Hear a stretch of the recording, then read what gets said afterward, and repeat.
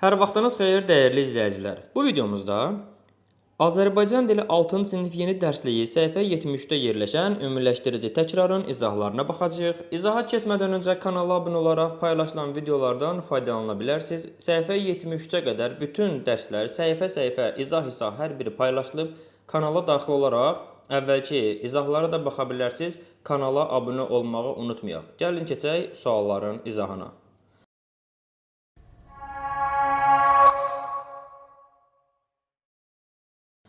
Birinci sualda deyir ki, nümunəyə baxaraq qoruqdakılar yorğunluqdan, yandırıcıdır, ölümcül sözlərini təhlil edin.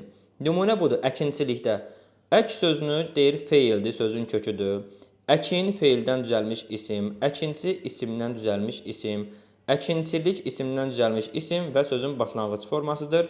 D qrammatik şəkilçidir. Biz də buna baxıb, gəlin verilən sözləri yazaq. İlk sözümüz qoruqdakılar sözüdür. Sözün kökü qoru. Bura yazıram qoru hansı nitq hissəsidir? Feil. Mötərizə yazıram sözün kökü.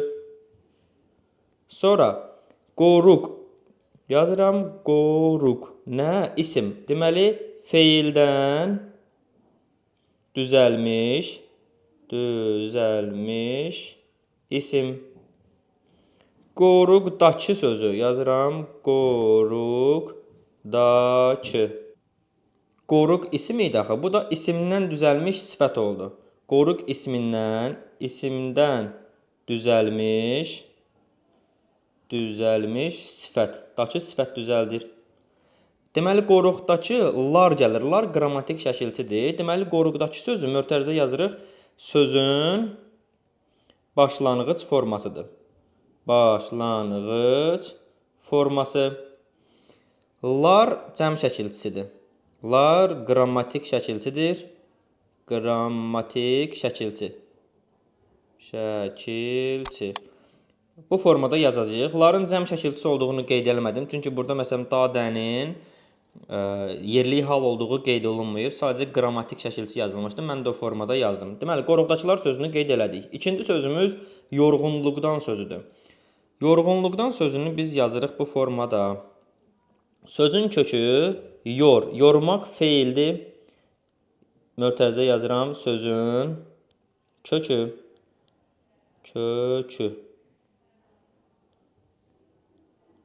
Sonra yorğun. Yorğunluqdandır. Yorğun. Feildən düzəlmiş sifətdir. Feildən düzəlmiş sifətdir. Demək, yorğunluqdan idi, eləmi? Bəli, yorğunluqdan. Luq və dan qaldı. Yazırıq bura. Yorğunluq. Yorğun hansı nitq hissəsi oldu? Sifət oldu. Bu da sifətdən düzəlmiş isimdir. Yorğun sifətindən düzəlmiş yorğunluq isim oldu. Dan qrammatik şəkilçidir. Yazırıq. Qrammatik şəkilçi. Dan qrammatik şəkilçidirsə, deməli yorğunluq sözün nə idi? Başlanğıc formasıdır. Mötərizə yazıram sözün yorğunluğa. Başlanğıc forması. Qısa yazdım. Bu da yorğunluqdan sözünün təhlili olacaq. Daha sonra üçüncü sözümüz yandırıcıdır sözüdür. Yandırıcıdır. Gəlin onun təhlilinə baxaq. Yandırıcıdır. Kök, yanmaq feildir. Mötərizə yazıram sözün kökü. Yanmaq feilindən yandırmaq feil əmələ gəlir. Yandırmaq bu feildən düzəlmiş feildir. Yandırmaq feilindən yandırıcı sifəti düzəlir. Deməli, bu da feildən düzəlmiş sifətdir. Daha sonra yandırıcıdır. Dır da burada qrammatik şəkilçidir. Qrammatik şəkilçi. Əgər dır qrammatik şəkilçidirsə, deməli yandırıcı sözün nə idi? Sözün başlanğıc formasıdır. Sözün başlanğıc forması. Bu formada qeyd edirik. Daha sonra sonuncu sözümüz də ölümcül sözüdür. Ölümcül sözünü yazırıq. Öl feildir. Mötərizə yazırıq ki, sözün köküdür. Böyüdək.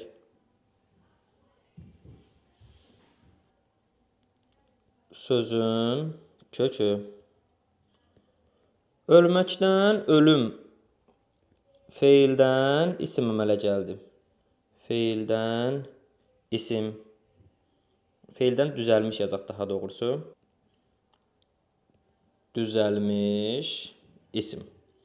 Sonra ölüm ismindən də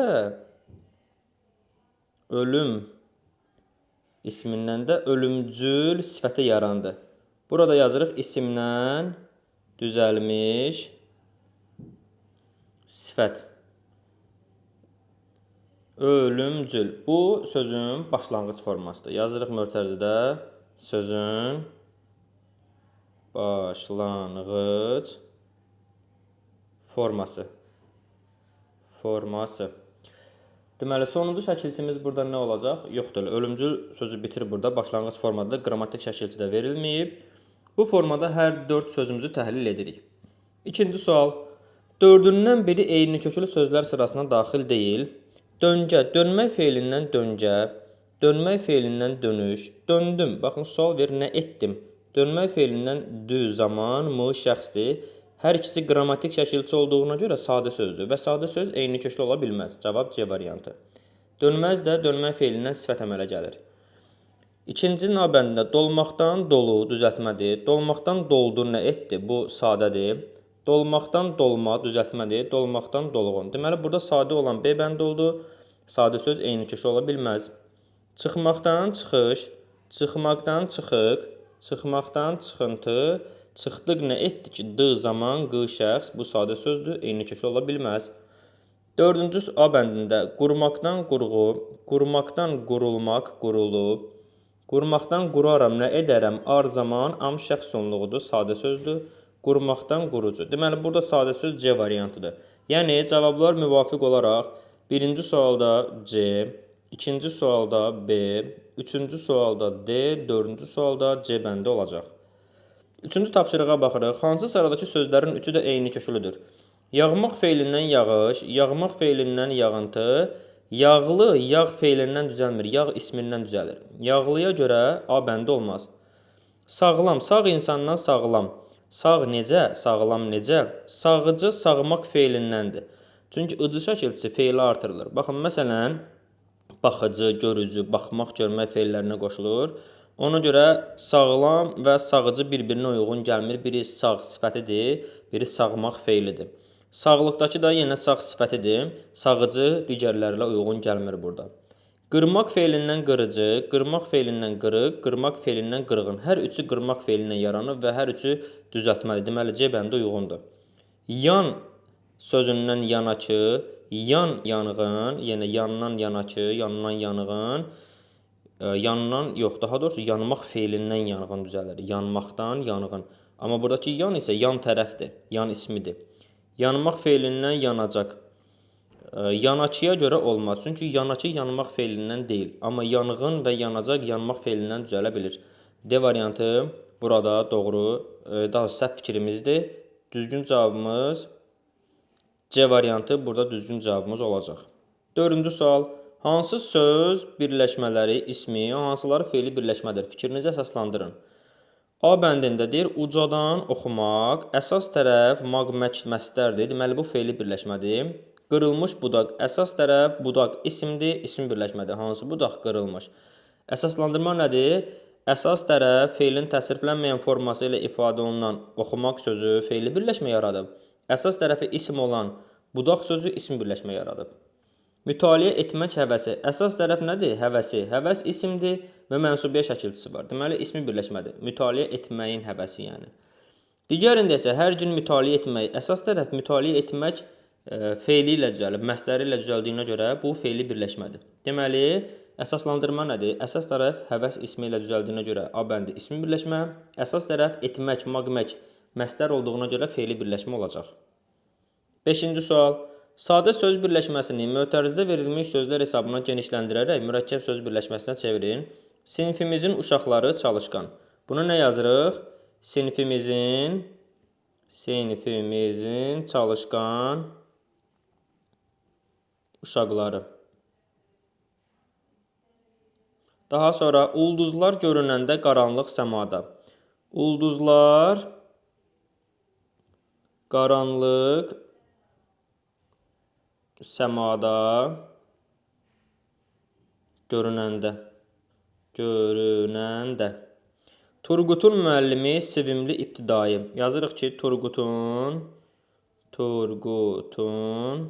sevimli ibtidai sinif müəllimi. Nağılı dinləyən maraqla. Onu da yazırıq ki, nağılı maraqla dinləyən. Bu formada sözləri artırıb mürəkkəb söz birləşməsi yaradırıq. Və 6-cı sual. Hansı birləşmələrdə qeyri-müəyyən halda olan sözü müəyyən halda işlətmək olmur? Deməli, Nizami heykəli, Nizaminin heykəlidir o, yox. Nizaminin heykəli deyil ki, Nizamiyə məxsus deyil. Ona görə olmaz. Yazıram, Nizami heykəli. Xətai metrosu, yəni Xətainin metrosudur o, yox. Deməli, çevirə bilmirəm, Xətai metrosu. Daha sonra qələbənin sevinci, qələbənin sevinci olurmu? Əlbəttə ki, olar. Müstəqillik günü, müstəqilliyin günü olmur. Ona görə yazırıq burada. Müstəqillik günü. Sonra xatirənin gecəsi, təbii ki, olmur. Yazırıq xatirə gecəsi. Sonra günəş şüası, günəşin şüası olurmu? Təbii ki, günəşin şüası olur. Novruzun bayramı olmur. Yazırıq burada Novruz bayramı. Dükanın sahibi olurmu? Olur. İdmanın yarışı olmaz. Deməli, yazırıq burada idman yarışı. Yolun polisi olurmu? Təbii ki, olmaz. Yazırıq burada yol polisi. Daha sonra gülün ətri olurmu? Bəli, olur.